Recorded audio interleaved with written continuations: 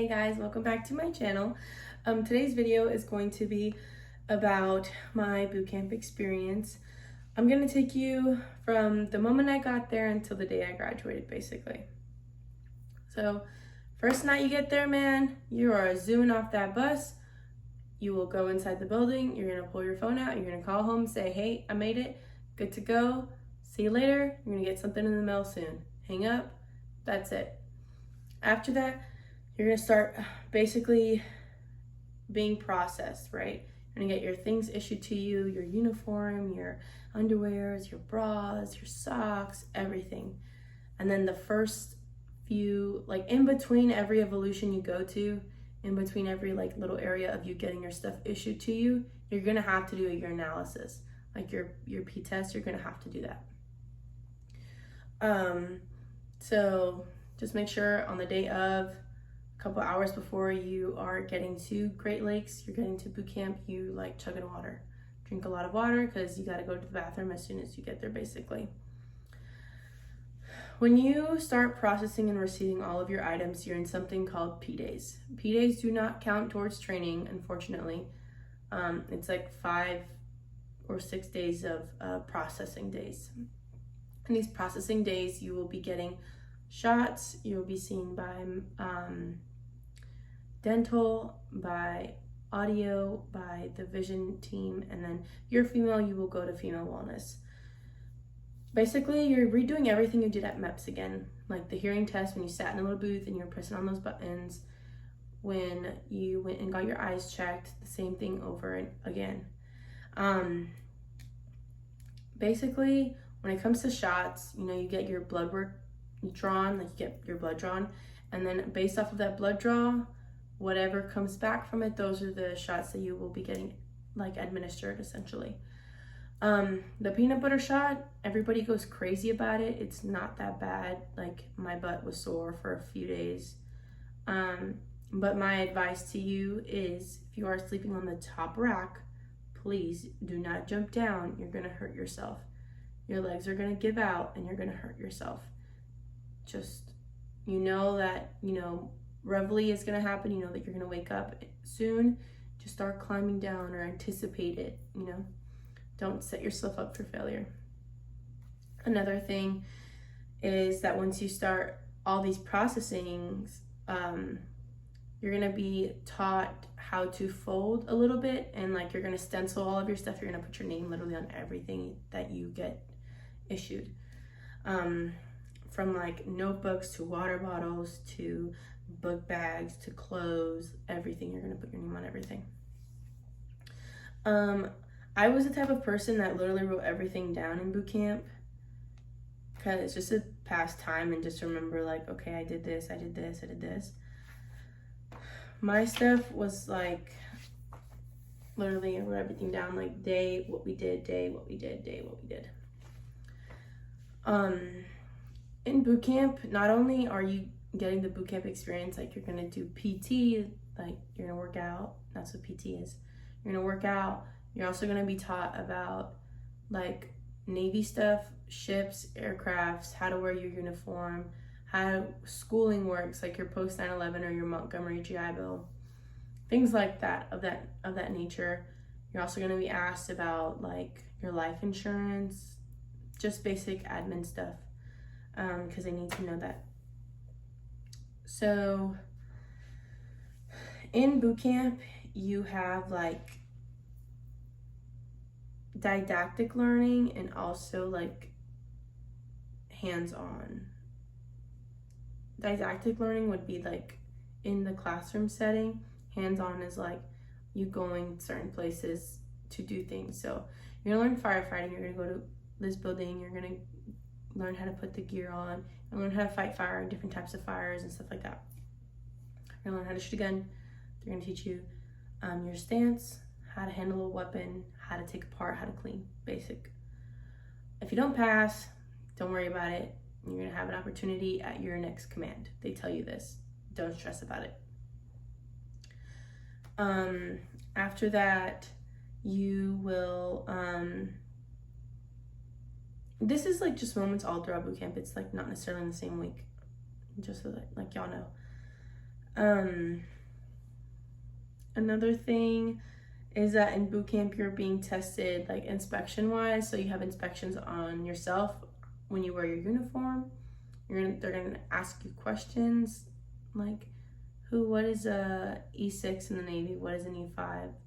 What is your first general order? Just basic questions like that. And you also have divisional inspections. So learning how to march, going to and from places, marching as a whole, as a unit. Also, another thing is that you have inspections on your compartment where you sleep every day. Y'all are gonna learn to clean the heck out of something. It ain't clean until they tell you it's clean. Honestly, you're gonna clean like every day for like 30 minutes to an hour and a half. It gets to the point that you're cleaning so much that you've done everything that you don't even know what to clean anymore, and you start freaking scrubbing the walls. That's how it gets. It's ridiculous. But you're gonna have moments where you're gonna make next runs, like the store runs, like if you need deodorant, shampoo, any of those things. And then also you have 3 scheduled phone calls. The first one, the night that you get there, saying that you got there. The second one is like week 3 of boot camp. And the last one is week 5. Or possibly like even 6. It's like battle stations or something like that. So whenever your division goes to battle stations, you're gonna get a call saying, hey, I made it. I'm graduating. I'm good to go. Then you can be on the phone for like 30 minutes to an hour. It all depends on your RDCs. Your RDCs are the people who basically mold you into the sailor that the fleet needs. They're taking you from civilian to recruit to sailor. Some RDCs are better than others. It all just depends. But yeah.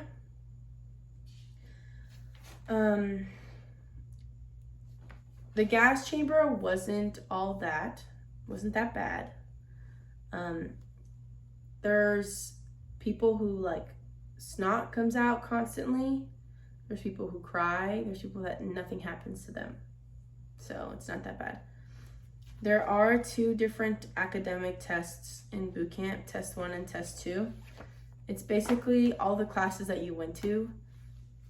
It sums it up in that test. And then there's also something called a training guide. And in that training guide, you have lessons, you read them, and you answer the questions at the end of the lesson. And then those questions will be on your test. You really need to be mindful of what it is that you're learning in boot camp, because everything you learn in boot camp does help you out in the fleet. But honestly, when it came, now for the boot camp experience, when it came to overall, that shit sucked. I was like, why am I here? Did I make the right decision? But then I remembered my why. Why did I walk into that recruiting office? Why do I do everything I do? Why did I decide that this is for me? Right? So essentially, I do everything I do for my mom. And that was my motivation.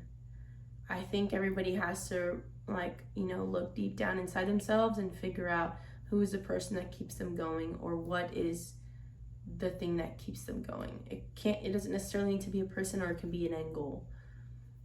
The goal is when you get to boot camp is to leave as a sailor. You never want to go home not fulfilled or empty-handed per se. I cried just about every night, to be honest, because I just missed my mom so much. I missed home. I missed my dogs. I missed everything about home. But I think what was the best part, every night when we had letters and stuff, I had the best letters at the best times. I think that having multiple people writing to you is the best thing ever. Sometimes you don't have time to write back, but it's the fact that the letters keep on coming in. I had my mom, my brother, my friends, like everybody basically writing to me, and I have all my letters from boot camp still. Like they're all in like a bag, and I read them from time to time, and it's just like it's great to think back and look back on. It's like nostalgic, at least for me. Another thing is that like it's really hard, boot camp in general, when it's working as a division, because you have people from all over. This is the only boot camp for the Navy, so you have literally people from all over the country, and a lot of different attitudes, a lot of different personalities. So that does make things a little bit different. Like sometimes you have a lot of alphas and stuff like that. So it does make things a little bit harder to work as a unit, to work as one. I had like the best RDCs in boot camp. Like they were so much fun. I did learn a lot. Like the experience from boot camp allowed me to learn more about what was to come. I don't know if I phrased that right, but it allowed me to be expectant for the future. And in that aspect of like, shit's gonna happen, you're not gonna be happy with it, but it is what it is. You have no control over it. You're in the military now, you don't have control about jack crap, nothing. What says goes, and if you challenge it, you know, that's up to you, but make sure if you're challenging what's being told, you have something to back it up on. You have some type of, I don't know, instruction or like whatever it is. Don't just go in there trying to be no freaking smart ass. Challenge in some leadership, because you're gonna get chewed out. I think also another thing for boot camp, a lot of things that females worry about is like their periods, because now everybody talks about this, and especially, or like hair too. So not everybody gets their not everybody gets their period in boot camp. I think it's because like you're just getting all of these shots and stuff, and also some females decide to get put on birth control, and once you get on birth control, you don't really get your period like that. But I got my period the first week I was there, and then I didn't get it for like 3 months later. But it wasn't all that bad. I actually liked like not getting my period. It was fun. But you know, there is like this little cabinet and stuff, like all the females can keep their pads, tampons, panty liners, etc. So you don't have to worry about that. And then when it comes to doing your hair, some people went to bed with their hair done, or some people woke up earlier and went to the bathroom and just did their hair, and then whenever like they just went back to the racks and then like slept for like another hour or so.